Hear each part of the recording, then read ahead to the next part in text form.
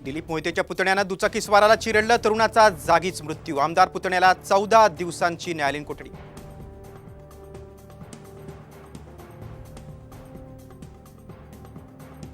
अकोल्यात कूलरचा शॉक लागून 2 चिमुकल्यांचा दुर्दैवी मृत्यू. खेळताना कूलरला हात लागल्यानं शॉक लागून दुर्घटना.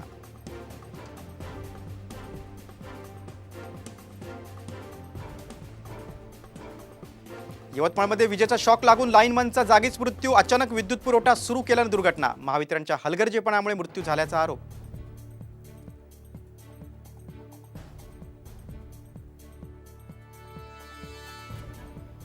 शक्तीपीठ महामार्गानंतर नांदेड जालना लिंक रोडला शेतकऱ्यांचा विरोध. नांदेडच्या 12 गावातील शेतकऱ्यांनी घेतली विखे पाटलांची भेट.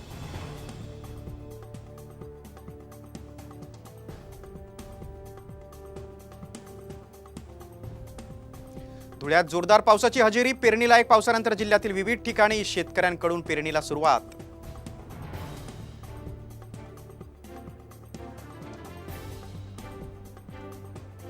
बीडमधील अनेक भागात पावसाची संततधार. पावसामुळे खरीप पिकांना दिलासा, तर रस्त्यावरून पाणी साचल्यानं जनजीवन विस्कळीत.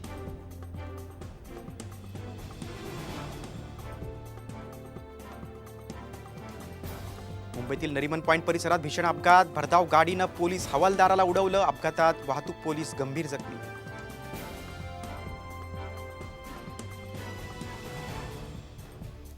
नगर पाथर्डी महामार्गावर मुंबई नॉर्कोटिक्स पथकाची कारवाई. 125 किलो गांजा, एक इनोवा, एक स्विफ्ट कारसह 4 जणांना घेतलं ताब्यात.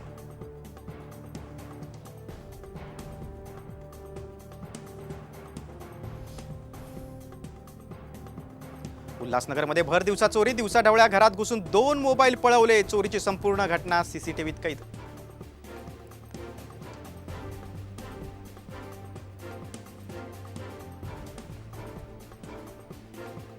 इंदापुरात राष्ट्रवादीच्या बॅनरवरून आमदार दत्तात्रय भरणेंचा फोटो गायब. फोटो नसल्यानं बॅनर काढल्याची चर्चा.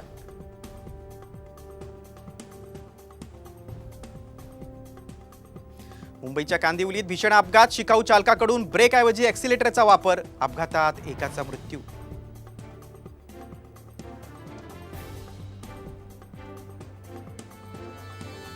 विठ्ठल मंदिराच्या गाभाऱ्याचं काम पूर्ण. आषाढीला मंदिराचं मूळ रूप पाहता येणार.